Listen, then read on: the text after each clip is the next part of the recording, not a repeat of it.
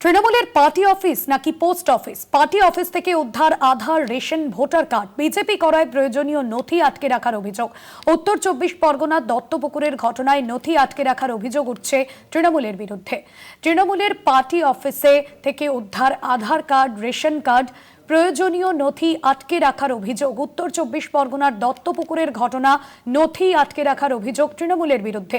ভক্তি দে রয়েছেন আমাদের প্রতিনিধি ফোন লাইনে। ভক্তি, এত রেশন কার্ড, আধার কার্ড উদ্ধার হচ্ছে তৃণমূলের পার্টি অফিস থেকে, এ বিষয়ে প্রশাসনিক দ্বারস্থ হয়েছে, কি জানা যাচ্ছে?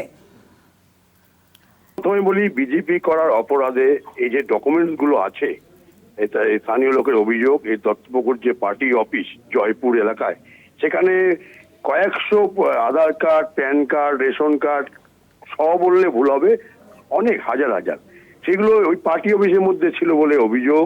এবং তাদের আরো অভিযোগ যে সরকারি যে প্রকল্পের যা সুবিধা তারা পেত না, সেইগুলো আটকে রেখেছিল এই তৃণমূলের আশ্রিত লোকরা। এবং এগুলো কিন্তু তারা দীর্ঘদিন যাবৎ বিভিন্ন জায়গায় অভিযোগ করেছে, সে কথা তারা বলছে।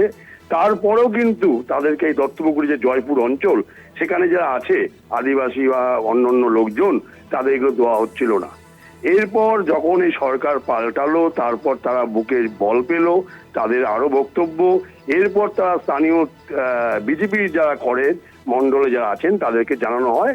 এবং আজকে কিন্তু দেখা যায় যখন ওইটা ওই যে মন্দিরের পাশে পার্টি অফিস, সেটা খোলা হয় বা তালা ভাঙা হয়, তখন প্রচুর সংখ্যক এই উদ্ধার করে।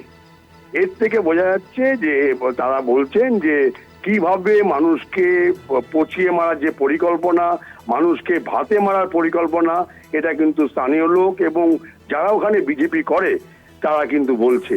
এখন দেখার বিষয়, যেহেতু ঘটনার পর পুলিশকে খবর দেওয়া হলে দত্তপুকুর থানা বিশাল পুলিশ বাহিনী, র্যাব নিয়ে হাজির হয়েছে।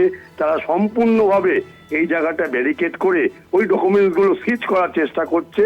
এরপর তদন্ত করে দেখা যাবে কে বা কারা রেখেছে, কোন উদ্দেশ্যে রেখেছে, সবটাই পরবর্তীকালে তদন্ত পর পরিষ্কার হবে। একদমই ধন্যবাদ জানাবো ভক্তি। নথি আটকে রাখার অভিযোগ তৃণমূলের বিরুদ্ধে। পার্টি অফিস থেকে উদ্ধার হয়েছে একের পর এক আধার কার্ড।